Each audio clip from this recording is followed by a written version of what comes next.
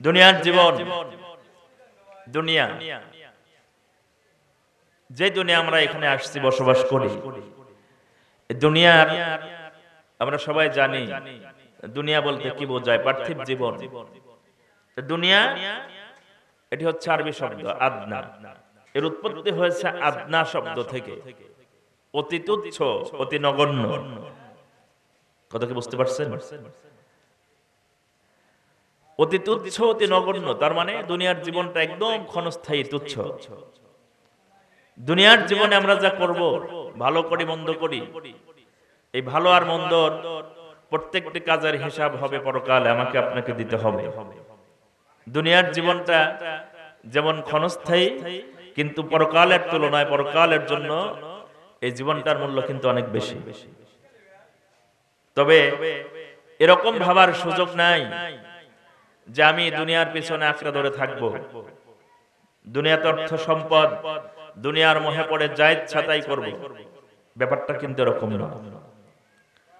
মুত্তাকিদের জন্য দামি, মুমিনদের জন্য দামি এজন্যই দুনিয়াতে যে যত বেশি ভালো কাজ করতে পারবেন, পরকালে আল্লাহ পাক তার জন্য তত সর্বোচ্চ মর্যাদা দিবেন। সুবহানাল্লাহ। জান্নাত কয়টা আপনারা কি জানেন? জান্নাত কয়টা আছে? 8টা। এই 8টি জান্নাতের মধ্যে সবচেয়ে বড় মর্যাদার যে জান্নাত, সেটার নাম কি? জান্নাতুল ফেরদাউস। তাহলে দুনিয়ার কর্মকাণ্ডের জন্য কেউ থাকবে জান্নাতের নিচু শ্রেণীতে, আবার কেউ থাকবে সর্বোচ্চ পর্যায়ে জান্নাতুল ফেরদাউসে। সুবহানাল্লাহ। তাহলে আমরা যাব কোথায়? আমাদের উদ্দেশ্য কি আছে সেই ভালো জায়গা যাওয়ার?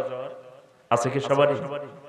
তাহলে সেই জান্নাতে যেতে হলে আমাদেরকে কিন্তু কাজ করতে হবে, দুনিয়াতে অবশ্যই ভালো কাজ করতে হবে। দুনিয়ার পিছনে দৌড়িয়ে কোনো লাভ নাই। কিন্তু দুর্ভাগ্য হলেও সত্য, আমরা মুসলমান, আমরা বিশ্বাস করি আল্লাহকে, ঈমান এনেছি আল্লাহর উপরে, কোরআন হাদিস সব মানি, কিন্তু আমরা দুনিয়ার পিছনে দৌড়াই। আল্লাহ পাক বলেন, এ দৌড়েও লাভ নাই। তুমি যার পিছনে দৌড়াচ্ছ, এই দুনিয়ার জীবনটা অতি তুচ্ছ, অতি নগণ্য, বরং পরকালের জীবনটাই হচ্ছে সবচাইতে বড়। সুবহানাল্লাহ। কত বড়?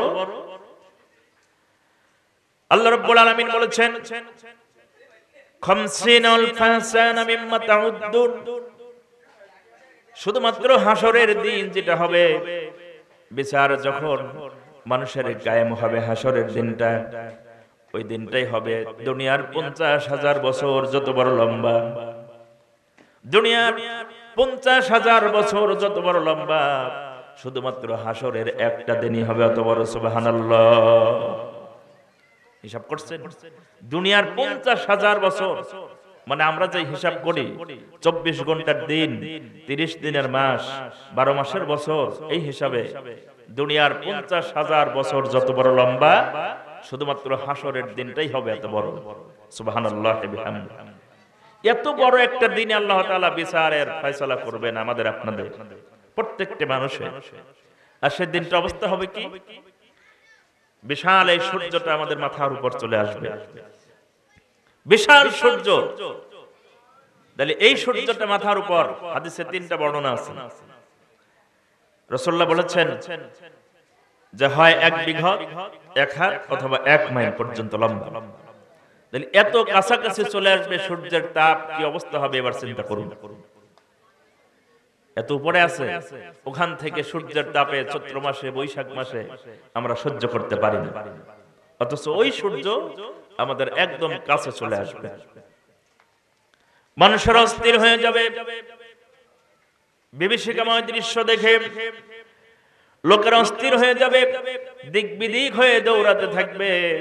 আল্লাহ রাব্বুল আলামিন সে কথাও কোরআনের মধ্যে বলেছেন, ইয়া আইয়ুহান নাসু তাকু রাব্বাকুম ইন্না জালজালাতাস সাআতি শাইউন আযীম ইয়াওমা তারাউনাহা তাযহালু কুল্লু মুরদিআতিন আম্মা আরদাআত وتداء كل ذات حمل حملها وترى الناس سكارى وما هم بسكارى ওয়ালাকিন্না আযাবাল্লাহি শাদীদ। আল্লাহ পাক বলেন, নবী হ্যাঁ আপনি লক্ষ্য করুন, ওই দিন সম্পর্কে ভয় করুন যেদিন আল্লাহ তাআলা গোটা পৃথিবীকে প্রবল প্রকম্পনে ভূমিকম্পের মতো আঘাত করে গোটা পৃথিবীটা ধ্বংস করে ফেলবেন। আকাশ আর জমিন যা আছে মাঝখানে সবগুলি ভূমিকম্পের মতো তছনছ হয়ে চলে যাবে। এমনকি ইয়াউমা তারাউনাহা তাযহালু কুল্লু মুরদিআতিন আম্মা আরদাআত, সেদিন আপনি দেখতে পাবেন হাসরের মাঠের বিভীষিকাময় অবস্থা দেখে প্রত্যেক গর্ভধারিণী মা তার গর্ভ খসে পড়বে। যে মায়ের গর্ভে সন্তান আছে, হাসরের মাঠের বিভীষিকাময় অবস্থা দেখে মায়ের গর্ভ খসে পড়বে। স্তন্যদায়িনী মা, যেই মা বুকের দুধ পান করায় শিশুকে, ওই স্তন্যদায়িনী মা তার সন্তানকে ভুলে যাবে। মানুষেরা এদিক ওদিক পাগলের মতো শুধুমাত্র দিক বিদিক হয়ে দৌড়াতে থাকবে। কেন দৌড়াবে? কেনই বা স্তন্যদায়িনী মা তার শিশু সন্তানকে ভুলে যাবে? আর গর্ভধারিণী মায়ের গর্ভ কেন খসে পড়বে? লোকেরা কেন এদিক ওদিক দৌড়াবে? কারণটা কি? সে কারণ আর কিচ্ছু নয়, কারণ হলো আল্লাহ পাক বলেছেন, ওয়ালাকিন্না আযাবাল্লাহি শাদীদ। কোন কারণ নয় হে নবী, আপনি বলে দিন একটা মাত্র কারণ, তা হলো এই, আল্লাহ পাকের জাহান্নামের শাস্তির ভয়ে মানুষগুলির মধ্যে অবস্থার সৃষ্টি হয়ে যাবে। কি অবস্থা? জাহান্নাম পাশে, হাসর মাঠ কায়েম হবে, জাহান্নামের দৃশ্য দেখে মানুষগুলো অস্থির হয়ে যাবে। বিভীষিকাময় অবস্থা দেখার পর হাসরবাসী অস্থির হবে, এদিক ওদিক দৌড়াবে। এই অবস্থা থেকে বাঁচার রাস্তা কি? এই অবস্থা থেকে বাঁচার কোনো রাস্তা নাই। সমস্ত হাসরবাসী অবস্থা দেখে অস্থির হয়ে চলে যাবে হযরত আদম আলাইহিস সালামের কাছে। আদম আলাইহিস সালামের কাছে গিয়ে বলবে, আপনি তো আদি পিতা, আল্লাহ রাব্বুল আলামিন আপনাকে এই পৃথিবীতে সর্বপ্রথম নবী হিসাবে পাঠিয়েছেন, আপনি তো আমাদের আদি পিতা, সুতরাং আজকে আপনি আমাদের জন্য একটু সুপারিশ করুন যেন রব্বুল আলামিন আমাদের বিচারটা তাড়াতাড়ি ফয়সালা করে দেন, আমাদের নাজাতের ফয়সালা করেন। হাসরবাসী চলে যাবে। আদম আলাইহিস সালাম বলবেন, লাস্তু লাহা, আমি তো উহার উপযোগী নই, কারণ আমি নিজে আল্লাহ পাকের একটা হুকুমকে লঙ্ঘন করেছিলাম, জানি না আজ এই হাসরের মাঠে আল্লাহ পাক আমার সঙ্গে কি আচরণ করেন, আমি তো পারবো না। আদম আলাইহিস সালামের মতো একজন পয়গম্বর, একজন নবী, আল্লাহ তাআলা যাকে সর্বপ্রথম নবী করে পাঠিয়েছেন, তিনি বলবেন আমি একটা হুকুম লঙ্ঘন করেছি। এবার আপনাদের সামনে প্রশ্ন, আমি আপনি মুসলমান, আমি মানুষ, নিজের বিবেককে একটু প্রশ্ন করেন, আমি কতগুলো হুকুম প্রত্যেকদিন লঙ্ঘন করি? কথা কি বুঝতে পারছেন আপনারা? আদম আলাইহিস সালামের মতো একজন মানুষ, তিনি বলবেন না আমি পারবো না, আমি আল্লাহর একটা হুকুমকে লঙ্ঘন করেছিলাম। কি হুকুম? আল্লাহ রাব্বুল আলামিন হযরত আদম আলাইহিস সালামকে এবং হাওয়া আলাইহিস সালামকে জান্নাতের ভিতরে রাখার পর আল্লাহ পাক আদেশ করলেন, আদম আর হাওয়া দুজনকে বললেন, এই জান্নাতের ভিতরে যা আছে সব তোমরা খাইতে পারবা, যেখানে যা আছে সব খাইবা, কিন্তু লা তাকরাবু হাযিহিস শাজার, একটা মাত্র গাছ, এই গাছের নিকটেও যেও না, এই নিষিদ্ধ গাছের ফল ভক্ষণ করতে পারবা না। আল্লাহ পাক আদেশ করলেন। শয়তান ওয়াসওয়াসা দিল, লম্বা কথা বলবো না। শয়তান আদম আলাইহিস সালামকে বোঝালো, আল্লাহ পাক এই জান্নাতের ভিতরে এত সব নাজ নিয়ামত রেখেছেন, কিন্তু সবগুলো খাইতে বললো, একটা মাত্র ফল, একটা মাত্র গাছের কাছে যাইতে কেন নিষেধ করলো আল্লাহ? আদম তুমি কি জানো এর মাহাত্ম্যটা কি, কারণটা কি? কারণ আর কিচ্ছু নয়, আল্লাহ পাক চান না তুমি জান্নাতের ভিতরে চিরস্থায়ী হয়ে থাকো, এজন্য তোমাকে ওই গাছের ফল খাইতে নিষেধ করেছেন। এই গাছের ফল যদি তুমি খাও তাহলে জান্নাতের ভিতরে চিরস্থায়ী হয়ে বসবাস করবা। শয়তান যুক্তি দিল, ইবলিস যুক্তি দেওয়ার পর আদম আলাইহিস সালাম ইস্তেহাদ করতে, গবেষণা করতে ভুল করলেন, নিষিদ্ধ গাছের ফল খাইলেন। সঙ্গে সঙ্গে আল্লাহ পাক আদম আলাইহিস সালামের গায়ের থেকে জান্নাতি পোশাকগুলি আল্লাহর হুকুমে খসে পড়ল।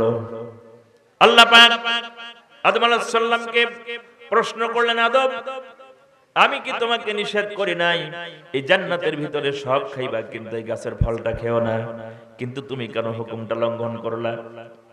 আদম আলাইহিস সালাম বড়ই চিন্তিত হলেন, অস্থির হয়ে গেলেন। আমি তো আল্লাহর হুকুমকে লঙ্ঘন করেছি। আল্লাহ পাকের প্রশ্নের সাথে সাথে নিজের ভুল বুঝতে পেরে ক্ষমা চাইলেন আর বললেন, রব্বানা যালামনা আনফুসানা ওয়া ইন লাম তাগফির লানা ওয়া তারহামনা লানাকুনান্না মিনাল খাসিরিন। পড়ুন সবাই, রব্বানা যালামনা আনফুসানা ওয়া ইন লাম তাগফির লানা ওয়া তারহামনা লানাকুনান্না মিনাল খাসিরিন। হযরত আদম বললেন, রব্বুল আলামিন, আমি তো নিজের উপর জুলুম করেছি, আমি তোমার হুকুমকে লঙ্ঘন করেছি, নিজের উপর জুলুম করেছি। তুমি যদি আমারে মাফ না করো, শুধুমাত্র মাফই করবা না, বরং তুমি যদি মাফ করো আর আমাকে রহমতের কোলে উঠায় না নাও, তাহলে আমি তো ক্ষতিগ্রস্ত হয়ে যাব, তার মানে অভিশপ্ত হয়ে যাব, ক্ষতিগ্রস্ত হব। এজন্য আদম আলাইহিস সালাম দাবি করেছেন, আল্লাহ শুধুমাত্র মাফই করবা না, বরং তুমি আমারে রহমতের কোলে উঠায় নাও। সুবহানাল্লাহ। এই দোয়া আমরা করি প্রত্যেকটা মুহূর্তে, বেশি বেশি করবে। আল্লাহ পাক শিখাই দিয়েছেন। হযরত আদম আলাইহিস সালাম দোয়া করেছেন। যে কথা বলতেছিলাম, হযরত আদম আলাইহিস সালাম এতটুকু মাত্র ভুল করেছেন। এতটুকু ভুলের কারণে তিনি হাসরের মাঠে বলবেন, আমি তো সুপারিশ করতে পারবো না, কারণ জানি না আল্লাহ রাব্বুল আলামিন এই হাসরের মাঠে আমাকে কোন প্রশ্ন করে বসবেন, আবার আমার তো সেই ক্ষমতা নাই। বরং চলে যাও হযরত নূহ আলাইহিস সালামের কাছে। সমস্ত হাসরবাসী চলে যাবে হযরত নূহ আলাইহিস সালামের কাছে। তার কাছে গিয়ে যখন বলবে, নূহ আলাইহিস সালাম এক অজুহাত দিবেন, আমি পারবো না, এক একজন এক এক অজুহাত দিবেন, চলে যাও হযরত মূসা আলাইহিস সালামের কাছে। সমস্ত হাসরবাসী চলে যাবে মূসা আলাইহিস সালামের কাছে।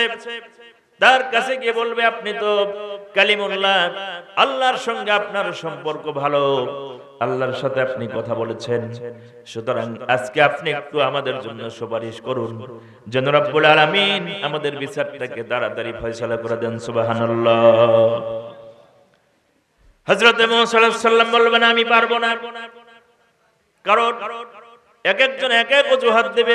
মূসা আলাইহিস সালাম বলবে, আমি তো পারবো না, কারণ আমার কাছে একজন ইহুদি নালিশ করতে এসেছিল, আমি একটা চর মেরেছিলাম রাগ করে, আমার চরের আঘাত সহ্য করতে না পারে আমার চোখের সামনে ইহুদি ইন্তেকাল করেছিল।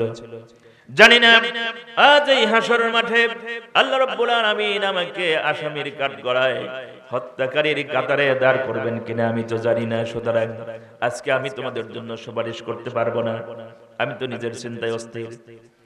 বরং চলে যাও হযরত ইব্রাহিম আলাইহিস সালামের কাছে, যেহেতু তিনি খলিলুল্লাহ, আল্লাহর বন্ধু, আমার আল্লাহর সাথে তারই সম্পর্ক ভালো, তোমরা তার কাছে চলে যাও। সমস্ত হাসরবাসী চলে যাবে হযরত ইব্রাহিম আলাইহিস সালামের কাছে। তার কাছে গিয়ে বলবে, ইব্রাহিম আলাইহিস সালাম অজুহাত দিবেন, আমি পারবো না, বরং চলে যাও হযরত ঈসা আলাইহিস সালামের কাছে, যেহেতু তিনি রূহুল্লাহ, আল্লাহ পাকের বিশেষ একটা রূহ, আমার আল্লাহর সাথে তারই সম্পর্ক ভালো, তার কাছে যাও। সমস্ত হাসরবাসী চলে যাবে। ঈসা আলাইহিস সালাম বলবেন, আমি তো পারবোই না, কারণ গোটা পৃথিবীর সমস্ত ইহুদি নাসারা আমারে আল্লাহর ছেলে বলেছে, জানি না আজ এই হাসরের মাঠে রব্বুল আলামিন আমার সাথে কি ব্যবহার করে, আমি পারবো না। ইহুদি নাসারারা আমাকে আল্লাহর ছেলে বলে, জানি না আজকে আল্লাহ পাক আমার সাথে কি ব্যবহারটা করেন, আমাকে আসামি করবেন কিনা, অথচ আমি তো কথা কাউকে বলতে বলি না, আমি তো পারবো না। বরং আমি তোমাদেরকে আজকে একটা পরামর্শ দিতে পারি, আজকে যিনি আল্লাহর সামনে কথা বলতে পারবেন তিনি তো আর কেউ নন, তিনি হলেন আখিরি জামানার নবী, বিশ্ব নবী মুহাম্মদুর রাসূলুল্লাহ সাল্লাল্লাহু আলাইহি ওয়াসাল্লাম। তোমরা তার কাছে চলে যাও। সমস্ত হাসরবাসী চলে যাবে। বিশ্ব নবীর কাছে যাওয়ার পর নবীজি বলবেন, হ্যাঁ, আজকে কেবল সুপারিশ করার যোগ্যতা আমাকে দিয়েছেন আল্লাহ তাআলা, আমি সুপারিশ করতে পারবো। হাসরবাসীর দাবি মোতাবেক বিশ্ব নবী আরশে আজিমের নিচে সিজদায় পড়ে যাবেন। এক সিজদায় কত কাল কেটে যাবে আল্লাহ রাব্বুল আলামিন তিনি ভালো জানেন। সিজদায় পড়ে শুধুমাত্র কাঁদতেই থাকবেন। আল্লাহ পাক ডাক দিবেন, হাবিব ইরফা রাসাকা, আপনি আপনার মাথা উঠান। আপনার কি দুঃখ আজকে বলুন? আপনার তো কান্নার দিন নয়, আপনার আজকে সুখের দিন, আপনার তো খুশির দিন, আপনার চিন্তার কোনো কারণ নাই। আপনি কি চান বলুন? আমি রব্বুল আলামিন আপনার সকল দরখাস্ত মঞ্জুর করে নিলাম। সুবহানাল্লাহ। আপনার কি চাওয়া? আপনি কি চান? আপনি বলুন। আপনার কোনো দুঃখ নাই, আপনার সব চাওয়া আমি আল্লাহ পাক আজকে আপনাকে পূরণ করে দেব। সুবহানাল্লাহ। আল্লাহ রাব্বুল আলামিন এই আদেশ করার পর নবীজি বলবেন, রব্বুল আলামিন হাসরের মাঠে লোকেরা বড়ই অতিষ্ঠ হয়ে গেছে, বিভীষিকাময় দৃশ্য দেখে লোকেরা অস্থির হয়ে গেছে, সুতরাং আপনি একটু তাড়াতাড়ি বিচারের ব্যবস্থা করুন। সমস্ত হাসরবাসী অস্থির হয়ে গেছে। আল্লাহ রাব্বুল আলামিন নবীজি আরজে মোতাবেক বিচারের ব্যবস্থা করবেন। মিজানের পাল্লা না হবে। আমি আপনি এই দুনিয়ার জীবনে যা করেছি সবটারই ওজন করা হবে। ভালো মন্দ যা করেছি প্রত্যেকটিরই সূক্ষ্ম ওজন করা হবে। ওজন করার পর আল্লাহ পাক সে কথাও কোরআনের মধ্যে বলে দিয়েছেন, ফাআম্মা মান সাকুলাত মাওয়াজিনুহু ফাহুয়া ফি ঈশাতির রাদিয়া। যে ব্যক্তির নেকের পাল্লাটা ভারী হবে, তার মানে হলো গুনার পাল্লা হালকা হবে। নেকের পাল্লা যাদের ভারী হবে, এই সব লোকগুলি আল্লাহ পাকের চির সন্তুষ্টির জান্নাতে পৌঁছে যাবে। সুবহানাল্লাহ। আমার ভাইরা, এজন্য আমাদেরকে সব সময়ের জন্য বেশি বেশি করে নেক কাজ করা দরকার। দুনিয়ার জীবনে জড়িত না থেকে দুনিয়ার কাজ করতে হবে অবশ্যই, কিন্তু এমনটা যেন না হয় যে শুধু দুনিয়া, শুধুমাত্র দুনিয়ার পার্থিব সম্পদ, সন্তানাদি, আত্মীয় স্বজন, জমি জমা এর পিছনে নিজেকে ব্যস্ত না রেখে পাশাপাশি আল্লাহর গোলামি করতে হবে। যদি করতে না পারি, আল্লাহ কিন্তু আমাকে আপনাকে অবশ্যই আসামির কাঠগড়ায় দাঁড় করাবে। কারণ হলো নেকিবদি ওজন হবে, সূক্ষ্ম পরিমাপ করা হবে, সেখানে কোনো সুপারিশ করার কেউ থাকবে না। যদি কপাল পুড়ে যায়, আল্লাহ পাক সে কথা বলেন, ফাআম্মা মান খাফফাত মাওয়াজিনুহু ফাউম্মুহু হাবিয়া ওয়ামা আদরাকা মা হিয়া নারুন হামিয়া। আল্লাহ পাক বলেন, নেকিবদি ওজন করার সময় যাদের গুনার পাল্লাটা ভারী হবে, তার মানে হলো নেকের পাল্লা হালকা হবে, আর গুনার পাল্লাটা যাদের ভারী হবে, এই সব লোকগুলি হাবিয়া নামক দোজখে প্রবেশ করবে। আল্লাহ পাক নবীজিকে প্রশ্ন করেন, হে নবী আপনি কি জানেন? ওমা আদরাকা মা হিয়া, হাবিয়াটা কি? হাবিয়াটা হলো এমন জাহান্নাম যেখানে শুধু আগুন আর আগুন ধাও ধাও করে জ্বলবে। আমার ভাইরা, অপরাধী বান্দাগুলি ওই জাহান্নামে যখন নিক্ষিপ্ত হবে, অবস্থাটা কি হবে? কুল্লামা নাদিজাত জুলুদুহুম বাদদালনাহুম জুলুদান গায়রাহা লিয়াজুকুল আযাব। ওই জাহান্নামের ভিতরে যারা নিক্ষিপ্ত হবে, যাদেরকে ওই জাহান্নামে পাঠানো হবে, মানুষগুলিকে একের পর এক জাহান্নামের আগুনে পোড়ানো হবে। আবার নতুন করে চামড়া গজাবে, আবার জীবিত করা হবে, আবার পোড়ানো হবে, আবার জীবিত করা হবে, আবার পোড়ানো হবে। এরকম করতে করতে বিরতিহীন ভাবে জাহান্নামের আগুনে পড়বে। নাউজুবিল্লাহ। একটু জিকির করুন, লা ইলাহা ইল্লাল্লাহ, লা ইলাহা ইল্লাল্লাহ, লা ইলাহা ইল্লাল্লাহ মুহাম্মাদুর রাসূলুল্লাহ সাল্লাল্লাহু আলাইহি ওয়াসাল্লাম। অবস্থাটা কি হবে? আমি অপরাধ করেছি, গুনার পাল্লাটা যদি ভারী হয়, পরিণতি কি হবে? নেকিবতী ওজন হবে, ওজন করার পর ফেরেশতাগুলি পাশেই থাকবেন। আল্লাহ পাকের রহমতের ফেরেশতা, গজবের ফেরেশতা সবাই পাশে। নেকিবতী ওজন হবে, জাহান্নামের আদেশ যখন হবে আল্লাহ পাক তখন জাহান্নামী ফেরেশতাদেরকে আদেশ করবেন, ওয়াসিকাল্লাযীনা কাফারু ইলা জাহান্নামা যুমারা হাত্তা ইযা জাউহা ফুতিহাত আবওয়াবুহা ওয়া ক্বালা লাহুম খাযানাতুহা আলাম ইয়াতিকুম নাযীর। আল্লাহ পাক বলেন, নেকিবতী ওজন যখন হবে, নেকের পাল্লা যাদের হালকা হবে, গুনাহের পাল্লা যাদের ভারী হবে, এই সব লোকগুলিকে আল্লাহ আদেশ করবেন, খুজুহু ফাগুল্লুহু ইলা সিরাতিল জাহিম, সবগুলিকে প্যাকেট করো, সবগুলিকে শিকল দ্বারা বেঁধে জাহান্নামের দিকে নিয়ে যাও। আল্লাহর আদেশ পাওয়ার পর ফেরেশতারা অপরাধী বান্দাগুলিকে শিকল দ্বারা বেঁধে পিছন থেকে তাড়াতে তাড়াতে জাহান্নামের দিকে নিয়ে যাবে।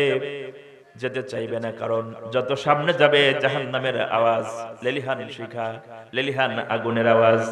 দূর থেকে দেখতে পাবে আল্লাহর অভিশাপের সেই জাহান্নাম, এমন জাহান্নাম সেখানে শুধু আগুন জ্বলছে ধাও ধাও করে। দূর থেকে যখন দেখবে আওয়াজ পাওয়ার পর আর যেতে চাইবে না, সামনের দিকে অগ্রসর হতে চাইবে না, পিছন থেকে ধাক্কা মারবে, তাড়াবে। দাঁড়াতে দাঁড়াতে জাহান্নামের কাছে যখন চলে যাবে, জাহান্নামের রক্ষী ফেরেশতারা প্রশ্ন করবে, আলাম ইয়াতিকুম নাযীর, তোমাদের কাছে কি কোনো ভীতি প্রদর্শনকারী যায় নাই? আজকের জাহান্নামের হাসরের মাঠের কঠিন অবস্থার কথা কেউ কি বলে নাই? নবী রাসূলকে যায় নাই, আলেম ওলামা কুরআন হাদিস থেকে কিছু বলে নাই।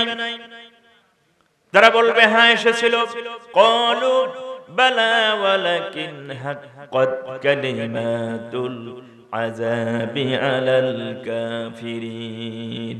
সমস্ত অপরাধীগুলি স্বীকার করবে রব্বুল আলামিন এসেছিল, কিন্তু আমরা তাদেরকে মিথ্যা মনে করেছি। আমরা বলেছি এরকম তো কাউকে পাঠায় নাই, নবী রাসূল বলতে কেউ নাই, আল্লাহ পাক কোরআন নাজিল করেন নাই, আমরা অস্বীকার করেছি, পরকালকে অস্বীকার করেছি, নবী রাসূলকে। সুতরাং এই অপরাধের কারণে আজকে আমরা জাহান্নামের আসামি হয়ে জাহান্নামে চলে আসছি। আফসোস করবে আর বলবে, লাউ কুন্না নাসমাউ আও নাকিলু মা কুন্না ফি আসহাবিস সাইর।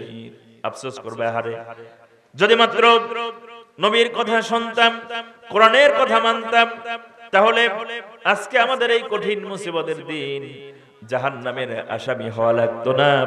আজকে জাহান্নামের আসামি হয়ে জাহান্নামের মধ্যে আসা লাগতো না আমরা যদি শুনতাম।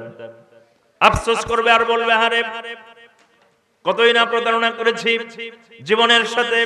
আল্লাহর কাছে সেদিন আরাধনা করবে, লাউলা আখারতানি ইলা আজালিন করিব। আল্লাহ আরেকটাবার সুযোগ দাও, আমাদেরকে সামান্যতম সময়ের জন্য আরেকটাবার জমিনে পাঠাও। এইবার যদি জমিনে যেতে পারি তাহলে বেশি বেশি করে নেক কাজ করব, বেশি বেশি করে ভালো কাজ করব, ভালো কাজ করে তারপরে জান্নাতে চলে যাব। এই সুযোগ কি আল্লাহ দিবে না? এই সুযোগ কি আর দিবেন? কখনোই না। জীবন কিন্তু একটাই, দুনিয়ার জীবন। যত হিন্দু মতবাদের অনুসারী যারা আছে তারা মনে করে যে আমরা অনেকবার দুনিয়াতে আসব, একবার মরে যাই, যতক্ষণ পর্যন্ত স্বর্গে না যাব। তার মানে হিন্দু ধর্মের অনুসারী যারা তারা বিশ্বাস করে যে মারা যাওয়ার পর যদি আগুনে পুড়ে স্বর্গে চলে যাই তাহলে আর দুনিয়াতে আসব না। কিন্তু পুনর্জন্ম হয় যদি আমরা নরকে যাই। ইসলাম ধর্ম এটা শেখায় না, কোরআনের ভেতরে এরকম কোনো প্রমাণ নাই। আমরা মুসলমান, আমরা বিশ্বাস করি দুনিয়ার জীবন একটাই। কথা ঠিক কিনা? তাহলে দুনিয়ার জীবন যেহেতু একটাই, আমাকে মরতে হবে, এটাও সত্য। আমরা কেউ কি অস্বীকার করব যে আমরা মরবো না? মরা যেহেতু লাগবে, মরতে আমাকে হবেই, ইচ্ছায় হোক অনিচ্ছায় হোক, আমাদের প্রত্যেককে মরতে হবে। মরা লাগবে এবং আল্লাহর কাছে জবাবদিহি করতে হবে। সেদিন কিন্তু আফসোস করে কোনো লাভ হবে না, আফসোস করে কোনো লাভ নাই।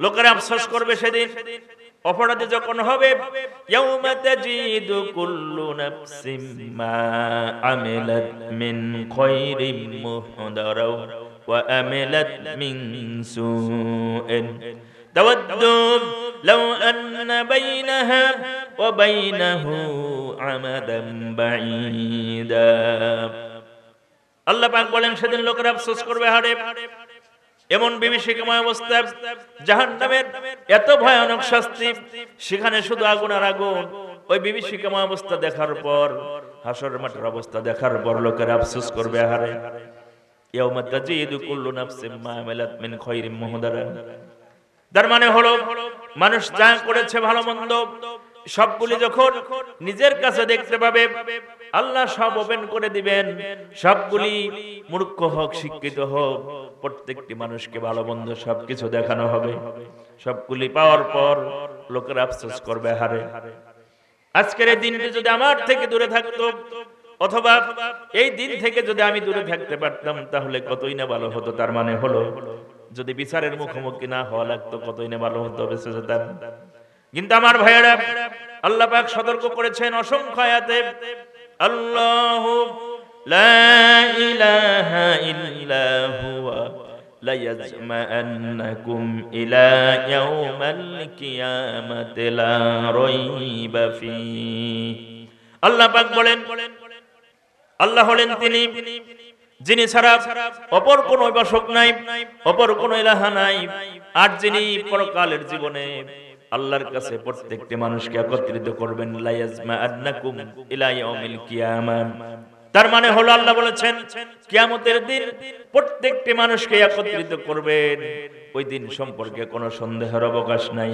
ইচ্ছায় হোক অনিচ্ছায় হোক প্রত্যেকটি মানুষকে সেদিন আল্লাহর কাছে আসতে হবে কথা ঠিক কিনা আল্লাহ রাব্বুল আলামিন বলেন আফাগায়রা দীনিল্লাহি ইয়াবগুনা ওয়া লাহু আসলামা মান ফিস সামাওয়াতি ওয়া মা ফিল আরদ তাওয়াও ওয়া কারহান ওয়া ইলাইহি তুরজাউন আল্লাহ পাক বলেছেন সব কথা কোনো কিছু গোপন রাখেন নাই আফাগায়রা দীনিল্লাহি ইয়াবগুন তোমরা কি আল্লাহর বিধানকে ছেড়ে দিয়ে আল্লাহর দ্বীনকে ভুলে গিয়ে দুনিয়ার পিছনে দৌড়াও অথচ অবশ্যই যেখানেই থাকো না কেন ইচ্ছায় হোক অনিচ্ছায় হোক প্রত্যেকটি মানুষকেই আল্লাহর কাছে ফিরে আসতে হবে কোনো সন্দেহ নাই কিসের নেশায় কার পিছনে কিসের মোহে আমরা দৌড়াই এই জীবনের কিন্তু শেষ আছে এই দুনিয়ার জীবনের শেষে আমাকে আপনাকে অবশ্যই আল্লাহর কাছে ফিরে যেতে হবে সন্দেহ কি আছে আল্লাহ পাক বলেন এরপরে জান্নাতি মানুষরা যাদের নেকের পাল্লা ভারী হবে গুনার পাল্লা হালকা হবে তাদের পরিণতি কি হবে সে কথা আল্লাহ পাক কোরআনের মধ্যে বলেছেন ওয়াসিকাল্লাযীনা তাকাউ রাব্বাহুম ইলাল জান্নাতি যুমারা হাত্তা ইযা জাউহা ফুতিহাত আবওয়াবুহা وقال لهم خزنتها سلام عليكم طبتم فادخلوها خالدون আল্লাহ পাক বলেন নেকের পাল্লা যাদের ভারী হবে এই সব লোকগুলিকে আল্লাহ পাকের জান্নাতের ফেরেশতাগুলি ধাক্কা মারতে মারতে পিছন থেকে জান্নাতের দিকে নিয়ে যাবে প্রশ্ন হতে পারে জান্নাতি মানুষগুলিকে আবার কেন ধাক্কা খাওয়া লাগবে এদেরকে কেন তাড়াবে জবাব হলো এই জান্নাতি মেহমানগুলি যতই সামনের দিকে যাবে নাজ নিয়ামত ভরা জান্নাত দেখতে পাবে সুজলা সুফলা সুন্দর জায়গা দেখতে পাবে যখনই চোখের সামনে ভাসবে পৌঁছে যাবে ওখানেই বসে পড়বে না জানি এটাই বুঝে আল্লাহর জান্নাত এই জান্নাতের জন্য তো দুনিয়ার জীবনে আমরা অনেক কাজ করেছি রাত জেগে তাহাজ্জুদ করেছি প্রচন্ড গরমের ভিতরে রোজা রেখেছি জেল খেটেছি জরিমানা দিয়েছি ফাঁসির মঞ্চে চড়েছি নিজের জীবনটাকে আল্লাহর রাস্তায় কোরবান করেছি না জানি এটাই আমার জন্য আল্লাহ পাক জান্নাতে রেখেছেন বসে পড়বে সমস্ত জান্নাতীরা আল্লাহ পাক বলবেন ফেরেশতারা বলবেন ও আল্লাহর বান্দারা এটা তোমাদের জন্য জান্নাত নয় বরং এর চাইতে আরো বেশি সুন্দর জান্নাত সুন্দর নাজ নিয়ামতের ব্যবস্থা আল্লাহ পাক তোমাদের জন্য সামনে রেখেছেন চলো সামনের দিকে দাঁড়াতে দাঁড়াতে নিয়ে যাবে জান্নাতের কাছে যখন চলে যাবে, জান্নাতের রক্ষী ফেরেশতাগুলি দূর থেকে ওয়েলকাম করবে, বলবে কলু সালামান, তোমাদের জন্য শান্তি আর শান্তি, সুবহানাল্লাহ, শুধুমাত্র শান্তি তোমাদের জন্য অপেক্ষা করছে, চলে আসো। দুনিয়ার জীবনে যেই কষ্ট, যে ত্যাগ আমরা স্বীকার করে আল্লাহর জন্য, এর বিনিময়ে আল্লাহ পাক জান্নাতের সর্বোচ্চ মাকাম আমাদের জন্য রেখেছেন, সুবহানাল্লাহ। ওই জান্নাতে যদি যেতে চান, সহজ ব্যাপার নয়, কষ্ট করতে হবে, সহজ কথা নয়। জান্নাত কিন্তু অত সহজ বারে বাপ দাদার কোনো পৈতৃক সম্পত্তি নয় যে ইচ্ছা করলাম আর অথবা নাই করলাম, কাজ করি আর নাই করি আমি তো বাপের সম্পত্তির ভাগ পাবো। ব্যাপারটা কিন্তু এরকম না।